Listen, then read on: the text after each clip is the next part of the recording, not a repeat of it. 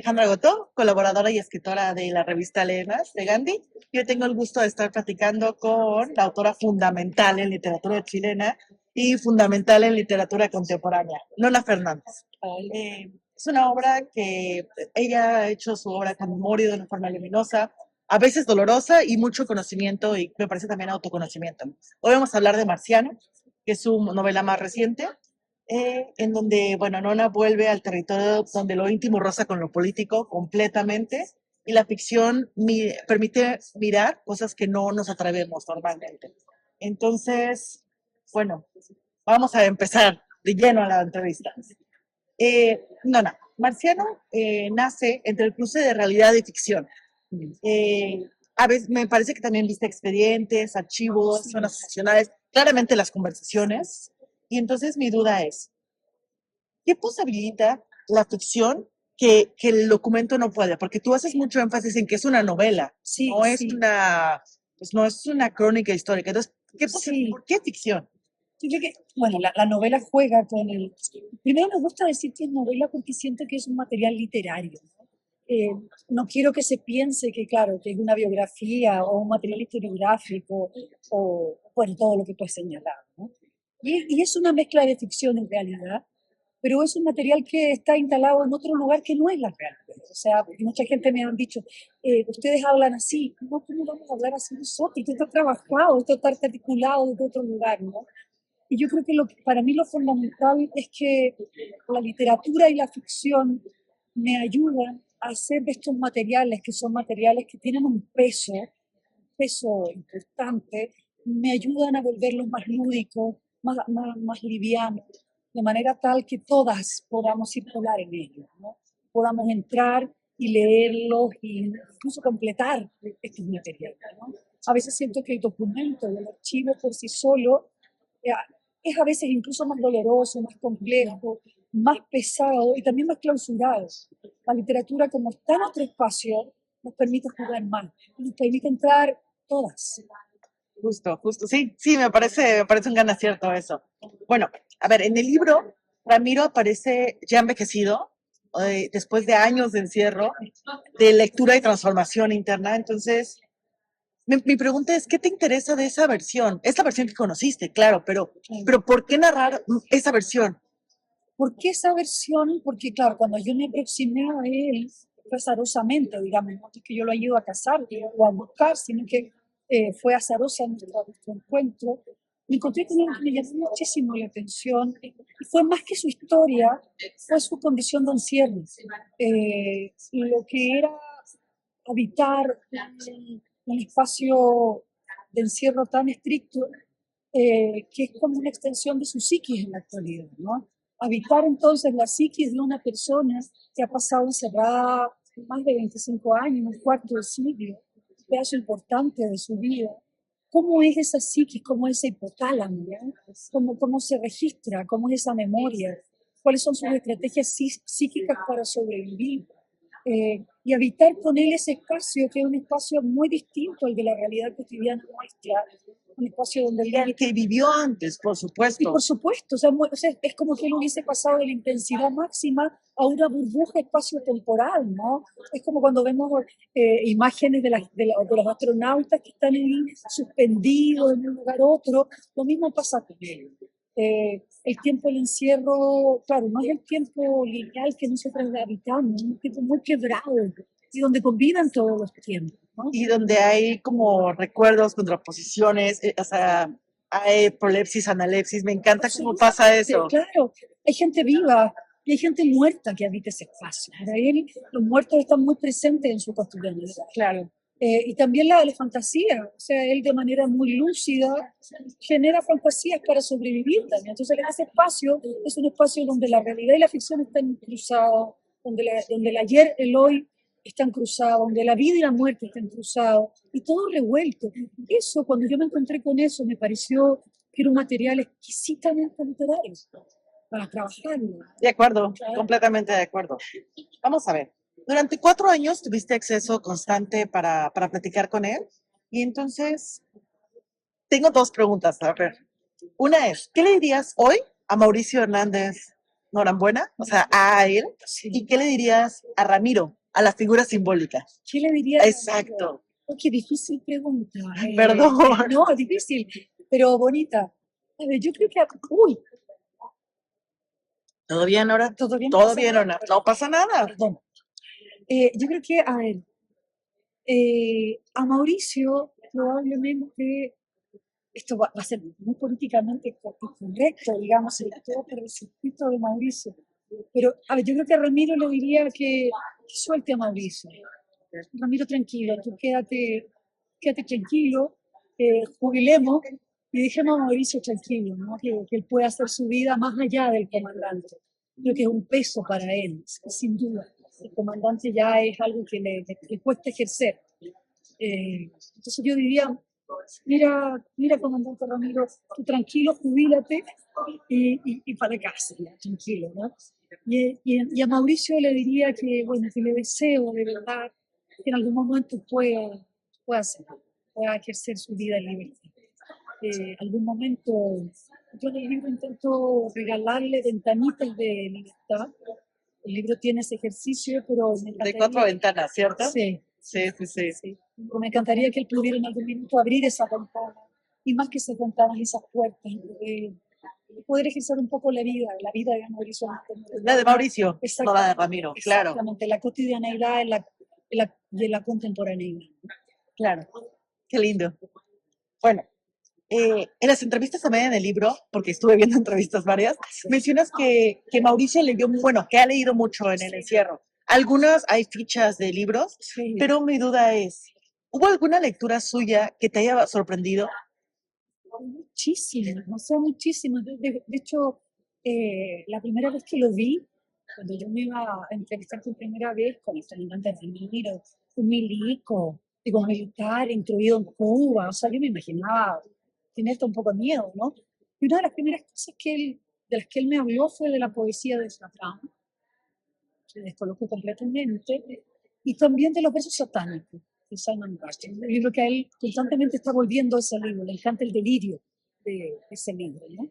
Y esas primeras lecturas, en un primer encuentro, o sea, esas primeras menciones, ¿no? Claro, me llenaron infinitamente la atención porque no me calzaban con el personaje que yo tenía en mi cabeza, ¿no? Y ahí empecé a comprender que, claro, que parte de mi trabajo con él era desbaratar todas mis ideas preconcebidas Claro. del personaje. Y creo que es algo que también la novela invita mucho a los Sí. lectores. O sea, es como, esto es lo que has visto, lo que tienes, lo que recuerdas, pero vamos a ver cómo está ahora. Claro, claro, y entrar un poco, yo creo que, claro, mis conversaciones siempre fueron con Mauricio. El comandante, por supuesto, que circulaba ahí porque es parte de su historia y parte del libro contiene su historia también, ¿no? Hay mucho de su historia en el frente porque es muy importante para él.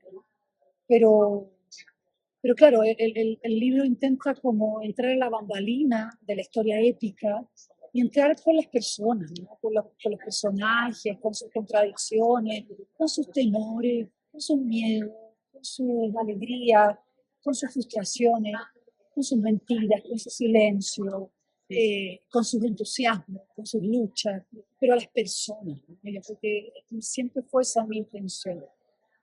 Esto está muy relacionado con la siguiente pregunta que te tengo. En el libro, bueno, ya vemos a Mauricio y vemos a Ramiro, estas dos personas en tiempos distintos, en espacios distintos, pero que conviven. Pero también vemos dos nonas. Te vemos nona a ti, adulta, platicando con Mauricio, y te vemos a nona un poco niña, un poco adolescente, viviendo en Chile y sintiendo este gran personaje. Entonces, mi duda es, ¿cómo dialogaron estas dos versiones de ti misma? Qué lindo, nunca me habían hecho esa observación. Claro, me pasa siempre que cuando entro en estas historias, en mis libros que intentan observar el pasado, aparece la joven, aparece la niña, y yo creo que lo bonito, y que creo que es lo bonito del espacio literario, ¿no? Y el espacio en el cual este libro juega, es que, claro, pueden convivir sin ningún problema. O sea, que yo observo esa vivencia, me alimento de esas vivencias, las observo sin duda, y la nona joven y la nona adulta son parte de son cosas que conviven, ¿no? No se contradicen. Yo no ando retando a aquella niña, me ando alimentando de ella también. Y es un juego interesante, claro, un juego súper interesante. Sí, vemos varias personas así, en sus fases, y me encanta. Bueno, vamos a ver. La novela tiene un pulso emocional muy fuerte porque justo el encierro que aún vive ha de ser avasallante, ¿sabes? O sea, debe ser increíble. Entonces, pues me pregunto si alguna de estas capas que pasaban durante el encierro te fue más difícil de habitar o de encuerpar quizás. ¿Qué emociones tuviste que negociar? O sea, ¿qué tan fuerte era emocionalmente para ti? Sí, es complejo porque, claro, yo siempre he trabajado con archivos. Parte de mi trabajo en una historia literaria es trabajar con fuentes, trabajar con archivos, escuchar, interrogar, ¿no? Pero nunca había hecho este ejercicio, de levantar un libro a partir de alguien que es mi archivo y con quien inevitablemente mantengo una relación. Yo no soy una psicópata, evidentemente que trabajo a partir de la empatía, ¿no? Claro. Claro, en algún momento se volvía difícil. ¿Sabes cuándo se empezó a volver difícil? Cuando nuestra conversación política no se encontraba y yo me encontraba frente a una persona que justamente por ese desencuentro que él ha tenido, no conmigo, sino que con la sociedad, está preso y en un presidio muy difícil.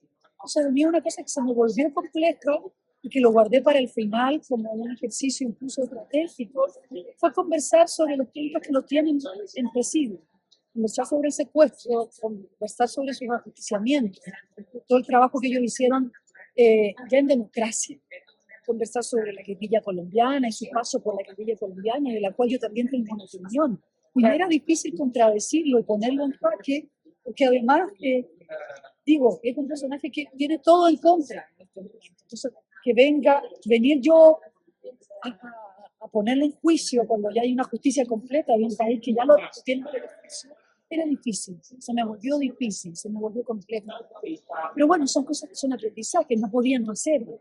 Sí. Era un libro en el cual yo no podía dejar No, de hacer las no tomar preguntas esos temas. que tenía que hacer. Claro. Y él lo entendió muy bien. Fueron las conversaciones más difíciles, la verdad que no fue fácil, pero eran conversaciones que teníamos que tener, conversaciones que, las cuales no, el libro intenta demostrar también que a ratos no estábamos de acuerdo, no vamos a estar nunca de acuerdo. Pero creo que también intenta, y eso es algo que lo he ido pensando después, ¿no? Poner en el libro también el ejercicio de lo que es la importancia de conversar, incluso en los, momentos, en los temas donde no estamos de acuerdo, pero podemos conversar sobre ello y no llegar a acuerdos, ¿no? Y es importante, digo, en un mundo tan polarizado como el que estamos, de todos tenemos miradas tan distintas, bueno, sentarnos a conversar, sentarnos a conversar. Bueno, vamos a ver. También en el libro aparece mucho Ramiro como persona, Sí. con sus emociones. Entonces, mencionas a Claudia, una de las enamoradas, que aparece vinculada a una canción. Aparecen dos canciones, aparecen en el libro. Exacto, Show Me the Way. Y mi duda es, ¿qué te interesó de ese detalle específico, de ese detalle sonoro? Es que sabes que me pareció hermoso cuando lo divertido es que Mauricio va lanzando historias y él no le ve ninguna gracia a las historias. Él son sus historias, las va contando. Y yo, por supuesto, no de todas, pero de algunas habían escenas que eran tan literarias, ¿no? En algún momento, claro, la escena que tú cuentas es que, claro, él había estado en el presidio muchísimos años, o sea, no muchísimo, algunos años, pero un presidio muy estricto donde nunca había escuchado música. Algo que yo jamás imaginé. O sea, no es algo que uno diga, bueno, uno anda pensando, son los presidios, ¿no? Sí. Pero cuando él me dice, bueno, yo llevaba unos años, no había escuchado música, y bien melómano siempre ha sido, ¿no? Ahora puede escuchar música, lo hace, pero durante mucho tiempo no escuchó música. Cuando me cuenta que en un momento está durmiendo en una de sus celdas brasileñas, escucha una música, escucha este tema que además era un tema especial para él, porque él había tenido una historia de amor con una chica donde se habían encontrado, donde esa canción era como la canción de la pareja, y él la escuchó y dijo, estoy soñando, porque sabía que era imposible escuchar música. Y no era justamente, claro, su celda estaba cerca de una garita de los guardias, donde habían puesto la radio, se escuchó esa música. Claro, yo y él dijo, estoy soñando, este material solamente está en mi recuerdo, la música y esta canción. Claro, yo soy un encontré alucinante y me pareció muy bonito ponerlo como una escena, ¿no? que ejemplificara el nivel del presidio y cómo la música también despierta nuestra memoria, ¿no? Y aparece esa canción, pero aparece toda una historia de amor sobre esa canción. Sí, es muy lindo. Nos pasa a todos. Claro, y permite ver a un Ramiro humano, ¿sabes? O sea, no solo el Ramiro comandante que es fuerte, que resuelve, que también está, pero eso me parece muy lindo, permite a los lectores, creo que imaginarse a sí mismos en una situación similar. Yo creo que de alguna manera yo intento justamente eso, entrar en ese espacio, el espacio de la humanidad. Digo, porque en una escena como esa, o sea, todas tenemos una canción que ha marcado nuestra vida, que la escuchamos y a lo mejor no decimos nada, estamos pensando en alguien. Claro. Sabemos que esa persona, aunque hayan pasado 40 años, si escucha esa canción va a estar pensando en nosotros. Claro, y eso es lo que le pasó a él en ese espacio de la casa. Sí, sí, sí. Bueno, vamos a ver.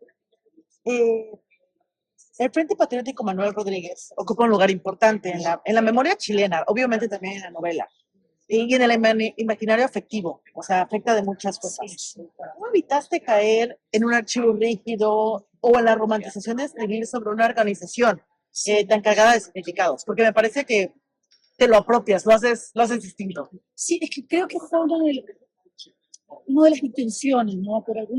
Siempre digo, el libro no es un libro que intente hacer una loa a Mauricio o al comandante o al frente.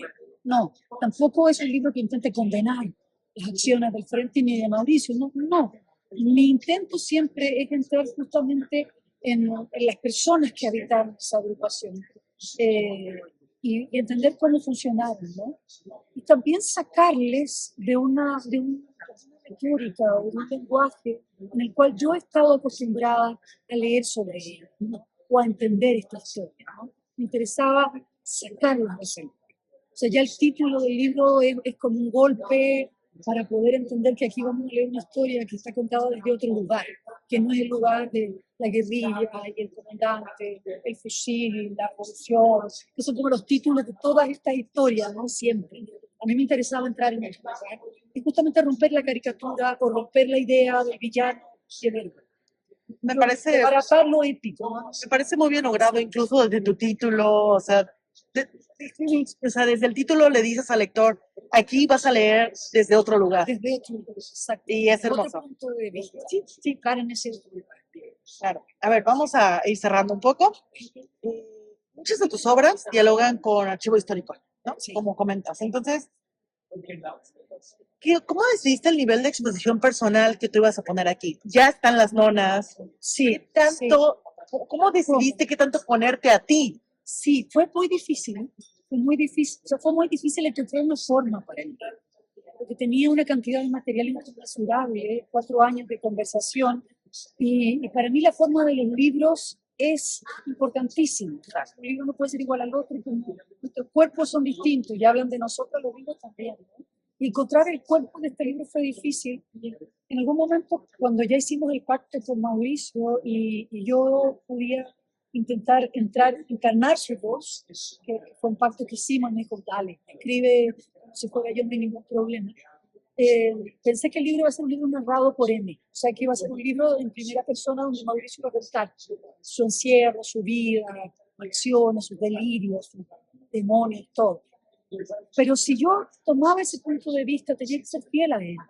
Y en algún momento entendí que si yo era fiel a él, iba a ratos a traicionar mi propio punto de vista, en el que a ratos yo no estoy de acuerdo con Mauricio.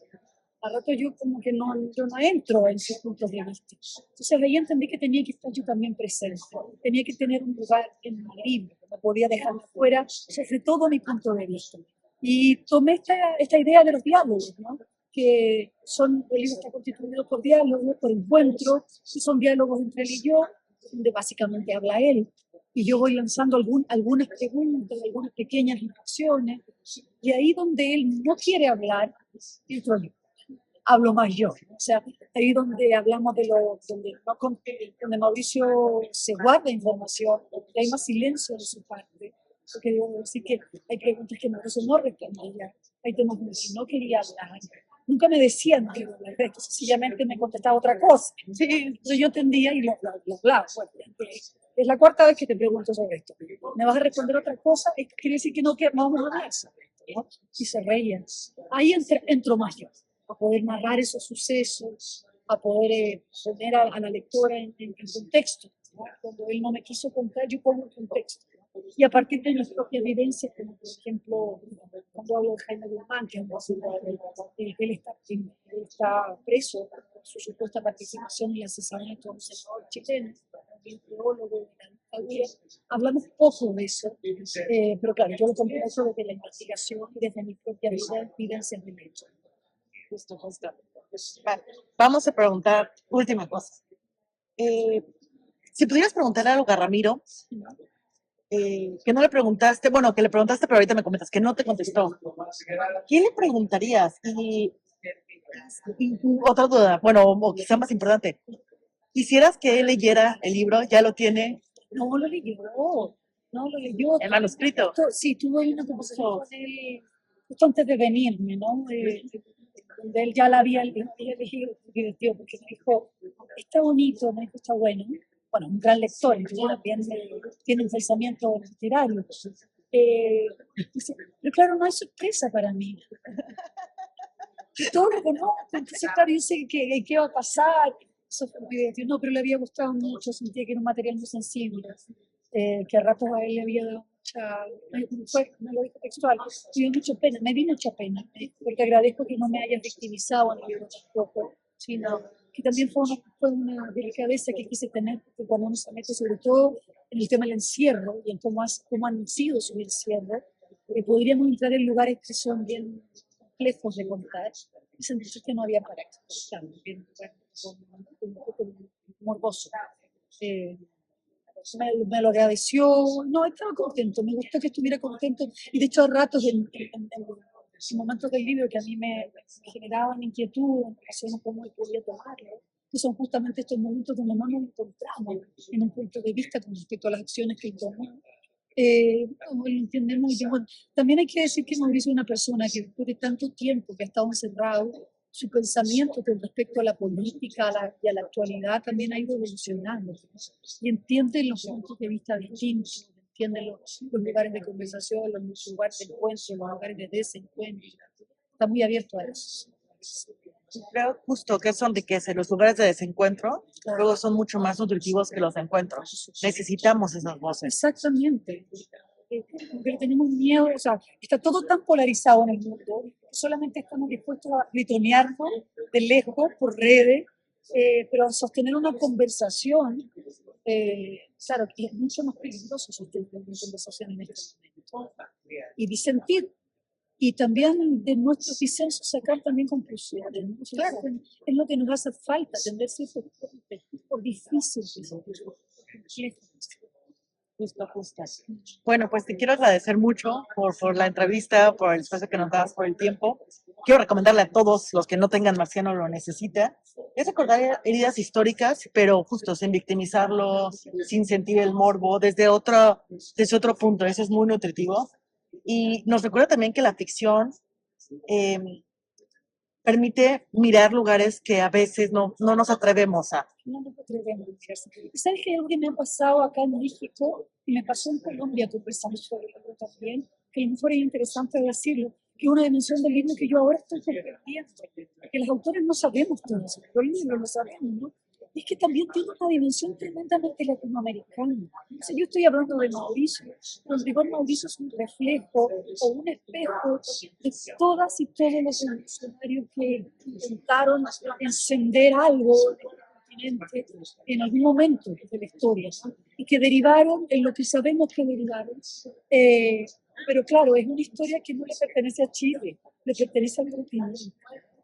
Y me parece que el hecho de que sea ficción permite, el hecho de que sea una novela permite traspolar y entender desde otros y observando todas ahí, ¿no? Claro. Sí, y desde la contemporaneidad, porque claro, son proyectos que quizás fracasaron, pero a veces pienso en lo importante que es levantar en colectivo algo que nos encierren, son todos momentos que son complejos y que necesitan de imaginación, creatividad y trabajo colectivo. Justo.